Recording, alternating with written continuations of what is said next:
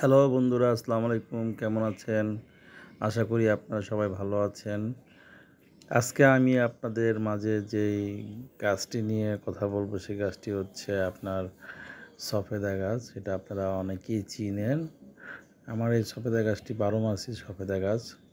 গাছটিতে প্রচুর সফেদা ধরেছে দেখেন, এবং প্রত্যেকটা ডালে ডালে সফেদা আছে। আপনারাও চাইলে এখান থেকে এইভাবে চাষ করতে পারেন। আমি যে ফর্মুলায় চাষ করেছি, এভাবে চাষ করলে আপনার গাছে প্রচুর ফল আসে। দেখেন গাছটাতে আমি কিন্তু খুব সুন্দরভাবে করেছি। এখানে নিচের থেকে উপর পর্যন্ত অনেক দূর পর্যন্ত আমি কিন্তু কোনো ডাল রাখি নাই। ডালগুলো ছেড়ে দিয়েছি। উপর থেকে আমি ডালগুলা ছড়ানোর ব্যবস্থা করেছি, যাতে গাছের আলো বাতাস খুব সুন্দর আসে এবং গাছটা ভালোভাবে ছড়াইতে পারে, এবং একটা ডাল থেকেই একটা গোড়ার থেকেই যাতে প্রতিটা ডালে খাবার পৌঁছায় যায়। তো আপনাদেরকে যেটা বলতেছি সেটা হচ্ছে যে, আপনারা যখনই গাছ লাগাবেন ছাদে, অবশ্যই ২ থেকে ৩ হাত বা ১.৫ হাত, ২ হাত যতটুকু পারেন অতটুকু পরিমাণ গাছটাকে লম্বা হতে দিবেন। ওখানে কোনো ডালপালা রাখবেন না, এবং তার উপর থেকে গাছটা ছড়াতে দিবেন। দেখবেন আপনার এই গাছটা খুবই সুন্দর হবে, দেখতেও সুন্দর লাগবে এবং প্রচুর ফলন আসবে, এবং গাছটা খুব স্বাস্থ্যবান হৃষ্টপুষ্ট হবে। দেখেন আমার গাছে প্রচুর ফল, প্রত্যেকটা ডালে ডালে ফল আসছে, এবং ফলগুলো কিন্তু অনেক বড় হয় এবং সুস্বাদু হয়। আমরা প্রতিদিনই কিছু কিছু পেড়ে পেড়ে নিচ্ছি এবং খাচ্ছি এখান থেকে। সো আপনারাও এভাবে ট্রাই করতে পারেন। আর সারের বেলায় গাছটাকে নিয়মিত চর্চা যেটা করবেন, নিয়মিত পানি দেওয়া এবং সার দেওয়াটা খুব জরুরি। সার দেওয়ার ক্ষেত্রে অবশ্যই জৈব সারটা আপনারা চেষ্টা করবেন দেওয়ার জন্য।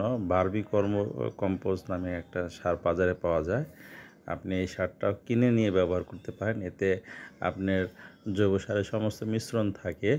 গোবর সার, তারপরে কেঁচো সারের যে এটা বলা হয় যে, হ্যাঁ, এইসব সারগুলো মিশ্রণ থাকে, তো আপনি এটাও ব্যবহার করতে পারেন। তবে আমি জৈব সারটা নিজে বানিয়ে ব্যবহার করি। আমি ছাদেই এগুলো পচায়া তারপরে এখান থেকে সার তৈরি করে আমি নিজেই তো এগুলা দিয়ে থাকি। এতে আমার মন মতো হয় এবং আমি গাছগুলোতে ভালোভাবে দিতে পারি। এ সময় গাছে প্রচুর পানির প্রয়োজন হয়, কারণ হচ্ছে যে এখন প্রচুর গরমের সিজন। ঠান্ডা আপনার যেটা বলে প্রচুর রোদে আপনার ম্যাক্সিমাম সময় পানিগুলা শুকায়া যায়। আর তাছাড়া আপনার ড্রামটাও যদি আপনার এরকম হয় যে ছাদ গরম হওয়ার কারণে ড্রামটা সহ গরম হয়ে যায়, এক্ষেত্রে গাছগুলা খুবই মানে সমস্যা দেখা দেয় গাছে। যে কারণে আপনারা একটা কাজ করার চেষ্টা করবেন যে, যাতে গাছগুলা এই সময় আপনার ঠান্ডা প্লেসে থাকে, বা মাটিটা যাতে সবসময় ঠান্ডা থাকে, গরম না হয়ে যায়। তো আমি গাছের গোড়ায় কিছু পাতা দিয়ে রাখছি। এভাবে এটা কৃত্রিমভাবে আমরা এটাকে ঠান্ডা রাখার ব্যবস্থা করি, এবং এটা সবসময় ভেজাই থাকে। এটা কখনো মানে গাছের গোড়া আমি কখনো শুকাইতে দিই না, এবং প্রচণ্ড শুকানো দিই না, মানে দেখা গেছে হালকা ভেজা। দেখা গেছে যে এটা এমন না যে প্রচুর পানি দেওয়া থাকে। যখন আপনার প্রয়োজন মতো ২ বেলা পানি দেওয়াটা খুব জরুরি গাছের জন্য। গাছগুলাকে খুব পুষ্ট থাকে এবং ফলগুলো খুব সুন্দর হয় তখন। গাছে কীটনাশক ইউজ করাটা আপনার একটু সতর্ক থাকবেন, কারণ আমি সবসময় ন্যাচারাল পদ্ধতিতে গাছে কীটনাশক দিয়ে থাকি। এতে কিন্তু গাছগুলা আপনার ফলগুলো ভালো থাকে এবং ফলগুলো খেতে আপনার কোনো ভয় থাকে না, এবং কীটনাশক মুক্ত ফল খাওয়াটা আপনার স্বাস্থ্যের জন্য ভালো। তো আপনারা প্রাকৃতিকভাবে কীটনাশক ইউজ করার জন্য চেষ্টা করবেন।